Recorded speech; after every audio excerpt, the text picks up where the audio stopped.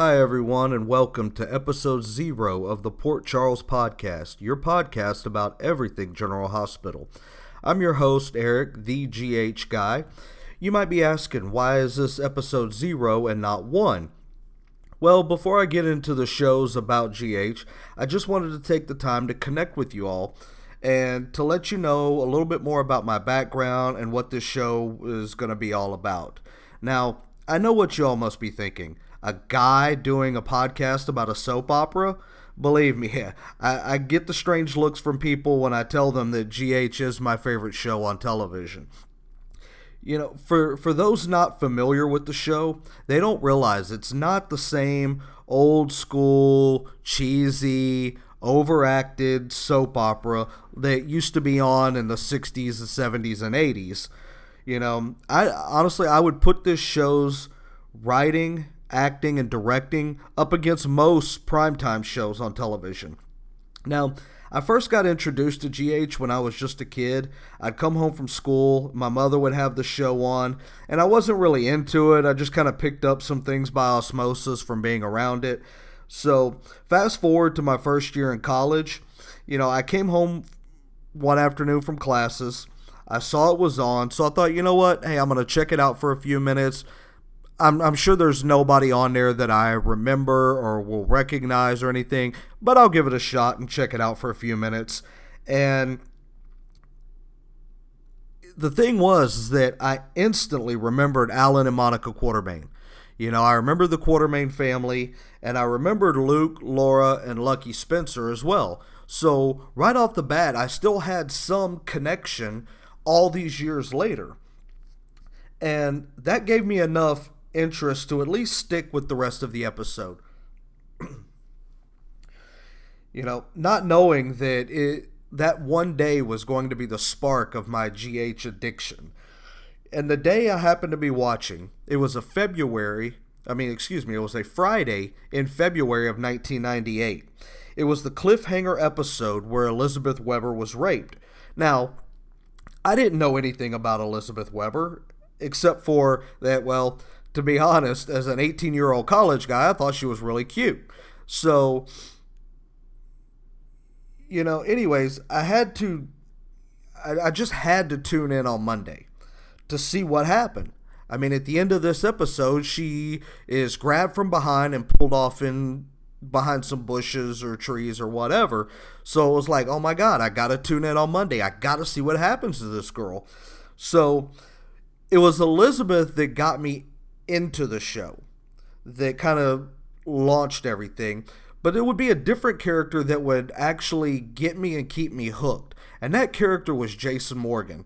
And I can't really remember if he was in the mob at the time or if this was around the time where he was out and he just owned a motorcycle shop. But there was just something about this character, you know, that kind of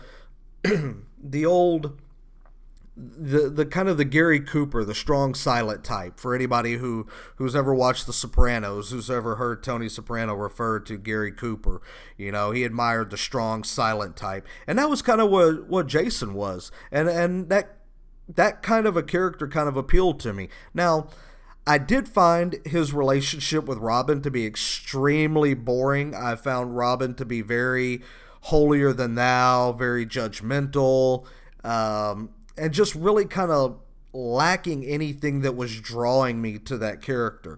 However, I did really, really, really like the chemistry between Jason and Carly, who was played by Sarah Brown at the time. I thought that their dynamic and the way she kind of always seemed to pull him in, and even when he didn't want to, that kind of appealed to me for some reason.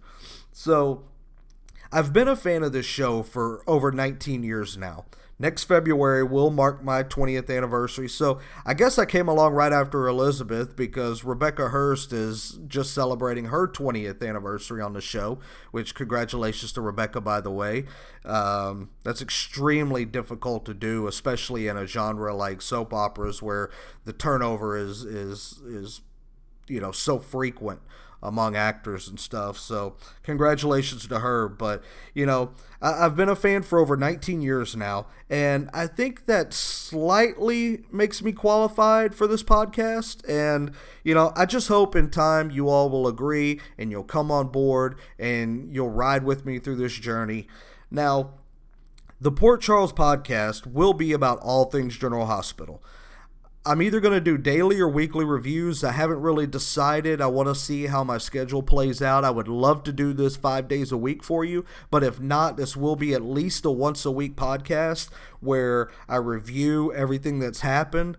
I'll cover all the latest comings and goings as far as cast members and my opinions and or speculations, etc., things like that, as far as the storylines, where they're going, where I see them going, where I would go in certain situations.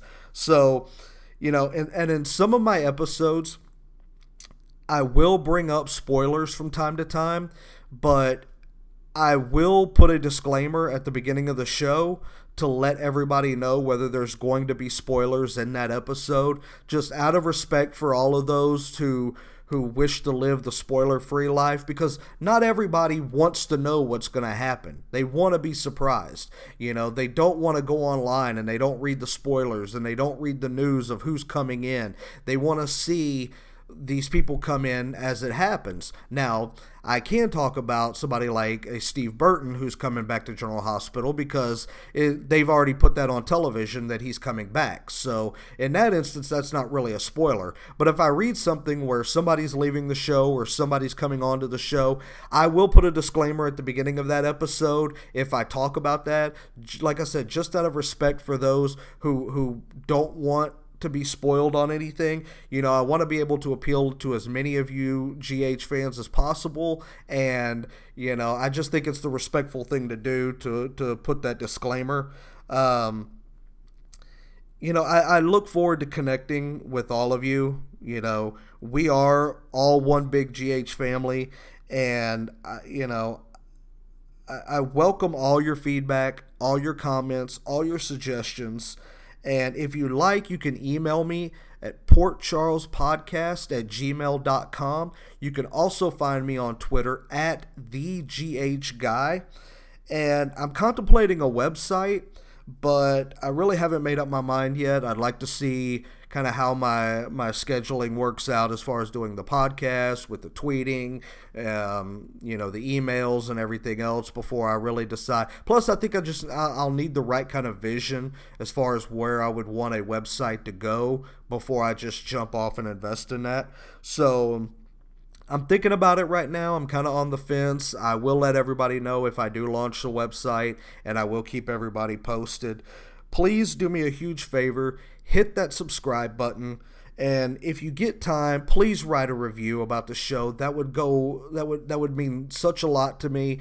And again, I look forward to all your feedback, both positive and negative. Send me your ideas, send me your opinions, send me your questions, and I will get to everybody that I could possibly get to. You have my word on that.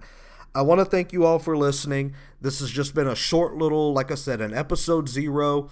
To get to know me a little bit more and know my background when it comes to this great show. I'm a huge General Hospital fan. I love this show. I love the actors and actresses and, the writers and directors and everybody that just does such a great job to make this show what it is. And I really get the feeling that despite the fact that this show has kind of been on the brink of cancellation a few times over, say, the last 5 to 10 years, I really think this show has staying power, and I think it's going to be around for a long time. So again, I want to thank you all for listening. I hope you'll tune into episode 1.